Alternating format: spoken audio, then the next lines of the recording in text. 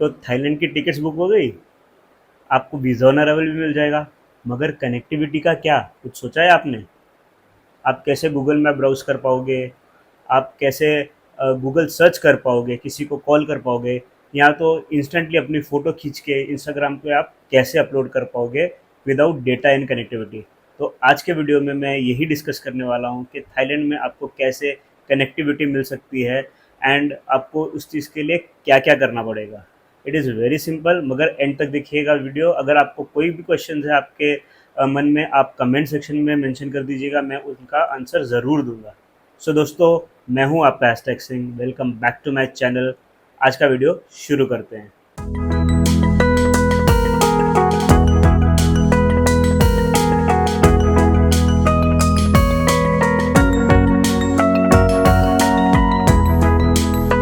सो traditionally क्या होता था ना, हम जाते थे कोई फॉरेन लोकेशन, वहाँ पे एयरपोर्ट पे उतर के हम वहाँ का सिम कार्ड लेते थे। वहाँ पे नया नंबर मिलता था, हमें कनेक्टिविटी मिलती थी और बहुत ही एक्सपेंसिव होता था। मगर आज क्योंकि कंपटीशन बढ़ गया है, टेक्नोलॉजी इम्प्रूव हो गई है, तो रेट्स काफ़ी रीज़नेबल हो गए हैं और काफ़ी ऐसे ऑप्शंस भी हैं कि आप अपना ट्रिप स्टार्ट करने से पहले ही सिम परचेज़ करके उसे एक्टिवेट कर सकते हैं, ताकि जैसे ही आप एंटर करें उस कंट्री को, चाहे थाईलैंड हो या कोई भी कंट्री हो, आपको सीमलेस कनेक्टिविटी मिले।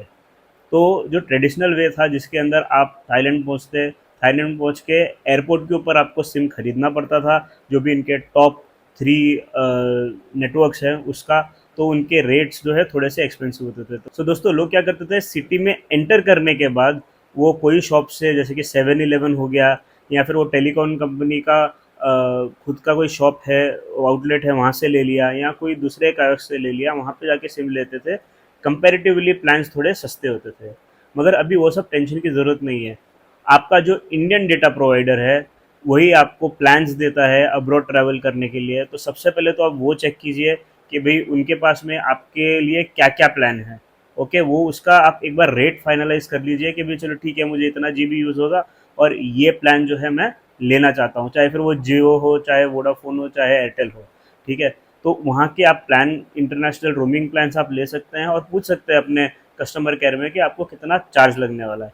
एक बार वो आप पता कर लेते हैं, तो उसके बाद में आपको जाना है ऑनलाइन और सर्च करना है ई सिम। अच्छा, by the way, Jio, Airtel और वोडाफोन के भी ई सिम होते हैं, लेकिन ऑलरेडी आपके पास में वो प्रोवाइडर के सिम कार्ड है, तो ई सिम की ऐसी ज़रूरत नहीं है। अगर ई सिम लेना है तो आप नए कंपनी का लो। तो वही मैं आपको अभी बता रहा हूँ प्रोसेस। तो आप ऑनलाइन जाओ, ऑनलाइन जाके ई सिम्स फॉर थाईलैंड अगर आप टाइप करोगे तो आपको बहुत सारे ऑप्शन आएंगे। तो अगर आप प्लान करते हैं कि नहीं, हम मुझको थाईलैंड जाके ही सिम लेना है, फिजिकल सिम लेना है, तो आपको वहाँ पे 3 बड़े खिलाड़ी हैं वहाँ पे थाईलैंड में, D tac, A I S और ट्रू मूव। जहाँ ए आई एस और ट्रू मूव का बेटर ओवरऑल नेटवर्क परफॉर्मेंस है, वहीं पे डी टैक जो है वो स्पेसिफिक एरिया, जैसे video experience for 5G user, उसमें तगड़ा है। जो प्लान्स है आप ध्यान से एक बार एयरपोर्ट के ऊपर चेक कर लीजिए, और अगर आपको इतनी अर्जेंसी नहीं है खरीदने की सिम कार्ड और आप होटल में जाके सिटी के इंटीरियर में से भी खरीद सकते हैं, तो आई वुड रिकमेंड दैट, क्योंकि वहाँ पे कंपैरेटिवली प्लान्स जो है बेटर होंगे। तो आज का सबसे ट्रेंडिंग ऑप्शन ई सिम का ऑप्शन है, क्योंकि इसमें फिजिकल सिम कार्ड की ज़रूरत नहीं पड़ती है। तो अगर आपके फ़ोन के अंदर एक ही सिम कार्ड स्लॉट है, तो वहाँ पे आपका सिम जो है रह सकता है। उसके अलावा एक और आप टेम्परेरी ई सिम ले सकते हैं थाईलैंड घूमने के लिए। तो आपको वो इंडिया से ही एक्टिवेट कराना होता है। जैसे ही आप लैंड करते हैं, वहाँ पे वो नेटवर्क अपने आप पकड़ लेता है and then you can seamlessly travel through Thailand. तो कुछ ऑप्शंस हैं जो ई सिम के, जो थाईलैंड के लिए ज़्यादा सूटेबल है, वो मैं आपके साथ में अभी शेयर करता हूँ। सो दोस्तों, सबसे ज़्यादा पॉपुलर जो ई सिम थाईलैंड में है वो है एरालो। मगर ये डीलिस्ट किया गया है एप्पल एंड गूगल पे, इंडिया में स्पेशली, क्योंकि ये बेसिकली एनओसी इन्हें नहीं मिली थी डीओटी की तरफ से, यानी डिपार्टमेंट ऑफ टेलीकम्युनिकेशन की तरफ से इंडिया के। That is the reason why होलाफ्लाई और एरेलो, ये दोनों के दोनों जो है आपको ना प्ले स्टोर पे मिलेंगे ना एप्पल स्टोर पे मिलेंगे। आप इनको वीपीएन के थ्रू एक्सेस कर सकते हैं, मगर मैं रेकमेंड करूँगा कि भाई आप वही एक्सेस करो जो आपको डायरेक्टली अवेलेबल है। So that means by default जो नंबर 1 पे आ जाता है, क्योंकि ये दो ऑप्शंस अवेलेबल नहीं है हमारे पास में, तो वो है एलो सिम। तो एलो सिम की प्राइस है $5 1 GB पे, यानी कि लगभग ₹450 का 1 GB है, लेकिन इसका जो 10 GB का प्लान है 30 दिन के लिए, वो है $29 का। तो जैसे जीबी इंक्रीज होते जाते हैं ना, आपका पर जीबी कॉस्ट कम होता जाता है। मगर इट डिपेंड्स अपॉन कि भाई आप अपना यूज़ कितना करना चाहते हो। तो ये दोनों iOS और एंड्रॉयड को सपोर्ट करता है। इसका जो प्रोज है वो ये है कि रीज़नेबल प्राइस है, कस्टमर सर्विस अच्छी है इसकी, बहुत सारे डेटा प्लान हैं। तो दोस्तों, अगर आपको डेटा ही चाहिए और आपको फ़ोन कॉल्स नहीं करने हैं, तो उसके लिए एक बहुत अच्छा ऑप्शन है, और वो है सैली, जो कि नंबर 2 स्पॉट पे आता है। सो सैली एक डेटा ओनली ई सिम है, रोमिंग फीस के बिना। इसके प्लान्स जो है शॉर्ट ट्रिप्स और लॉन्गर स्टेज के लिए बने हुए हैं। इसका internet as compared to others थोड़ा फास्ट और ज़्यादा रिलायबल है, क्योंकि ये खाली डेटा ओनली प्लान में स्पेशलाइज करता है। एक और ऑप्शन जो आप एक्सप्लोर कर सकते हैं वो है माया का ई सिम। तो ये 5G का स्पीड देता है, और आप इसको डेट वाइज इसका जो कोटेशन है वो निकाल सकते हैं, प्लान्स निकाल सकते हैं। एंड यहाँ पे आप देख सकते हैं ये सब प्लान्स है माया ई सिम के। तो ये भी एक काफ़ी अच्छा ऑप्शन हो सकता है। इसका ट्रस्ट पायलट रेटिंग 4.6 है। ई सिम की ट्रस्ट पायलट रेटिंग भी अच्छी है, 4.5 है। और इसके जो थाईलैंड के प्लान है वो बेसिकली स्टार्ट होते हैं 55 सेंट से 500 MB के लिए, और $12 है 3 GB के लिए। तो थोड़ा सा एक्सपेंसिव है एज़ कम्पेयर टू जो दूसरे ऑप्शंस हैं। और इसके पास अनलिमिटेड डेटा प्लान्स भी है, तो आप चेक कर सकते हैं, अगर आपको सूटेबल लगे तो आप ये भी ट्राई कर सकते हैं। उसके बाद में आता है नोमैड। इसका जो नेटवर्क कवरेज है वो काफ़ी अच्छा है, और इसके डेटा प्लान्स बहुत सारे हैं। इसके बाद आता है गिग स्काई। उनका थाईलैंड का ई सिम 3 GB डेटा आपको ₹800 में मिल जाएगा, और ये काफ़ी वैरायटी ऑफ प्लान्स ऑफर करते हैं, जो थाईलैंड में एंटर करते ही एक्टिवेट हो जाता है। तो दोस्तों, gig sky global roaming support करता है, तो आप कोई भी कंट्री जाओ, कोई प्रॉब्लम नहीं है, ये सब जगह सपोर्ट करते हैं। अब आते हैं मैट्रिक्स पे। मैट्रिक्स में आपको जो भी रेट्स दिए गए हैं थाईलैंड के ई सिम के, वो इंडियन रुपीस में मिलेंगे। तो यहाँ पे 1 GB जो है डेटा, वो ₹499 में आता है। एंड इसके अंदर आउटगोइंग कॉल्स नहीं होंगे, this is only a data plan.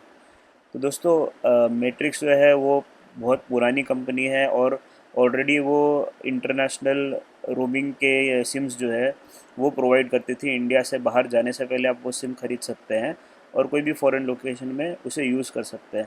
तो उन्होंने अभी ई सिम भी जो है लेके आए हैं, and these are the plans जो उनका लेटेस्ट ई सिम ऑफ़र करता है। सो थाईलैंड के तीनों टेलीकॉम ऑपरेटर भी ई सिम प्रोवाइड करते हैं, एंड आप इनके साथ में जा सकते हैं, क्योंकि इनका खुद का नेटवर्क है, तो सपोर्ट आपको बेटर मिलेगा। एंड मेरे हिसाब से आपको जाना चाहिए फॉर ई सिम AIS का जो है वो आपको बेस्ट ऑप्शन पड़ेगा, क्योंकि इसका अप्रॉक्सीमेट कॉस्ट जो है वो है $10.62 for 5 days of usage unlimited data. और ये बाकी के प्लान्स हैं, आप देख सकते हैं, जो भी आपको सूटेबल लगे आप वो सिलेक्ट कर सकते हैं। इसका एडवांटेज ये है कि आपको जो फिज़िकल सिम आप लेने वाले थे एयरपोर्ट पे जाके to get the fastest 5G in Thailand, वो आपको इंडिया से बैठे बिठाए आप उसको बुक कर सकते हैं, और बहुत इजीली एक QR कोड से एक्टिवेट कर सकते हैं। ये आपकी थाईलैंड की हर जर्नी को कवर करेगा, and looks like a better option according to me. तो अब सवाल आता है कि भाई हम क्या प्लान करें? क्या हम यहीं से सिम लेके जाएं, इंडियन सिम यूज़ करें इंटरनेशनल रोमिंग पैक के साथ, या थाईलैंड जाके सिम परचेस करें, या फिर कोई ई सिम लेके जाएं? तो दोस्तों, सबसे पहले तो आप अपने इंडियन प्रोवाइडर से इंटरनेशनल रोमिंग स्पेशली थाईलैंड के लिए आप जो पैक है, फॉर एग्जांपल जितना भी जीबी आपने यूज़ करना है या अनलिमिटेड ऑफ़र दे रहा है वो उसका रेट आप पता कर लीजिए। फिर जाके आप कोई भी ई सिम का जो रेट है उनकी वेबसाइट पे दिया रहता है, वो पता कर लीजिए, वो कंपेयर कर लीजिए। ठीक है? तो उसमें से जो भी आपको बेटर ऑप्शन दिखता है, आप वो सिलेक्ट कीजिए। दोनों के प्रोज एंड कॉन्स है। जो इंडियन ऑपरेटर का प्रोज है वो ये है कि भाई वो आपके साथ में स्टार्टिंग से जुड़ा है, और वो आपको फ्यूचर में भी सर्विस देगा, तो उसके सपोर्ट पे आप भरोसा कर सकते हैं। ऑन द अदर हैंड उसका रेट थोड़ा सा ज़्यादा होने का चांस है।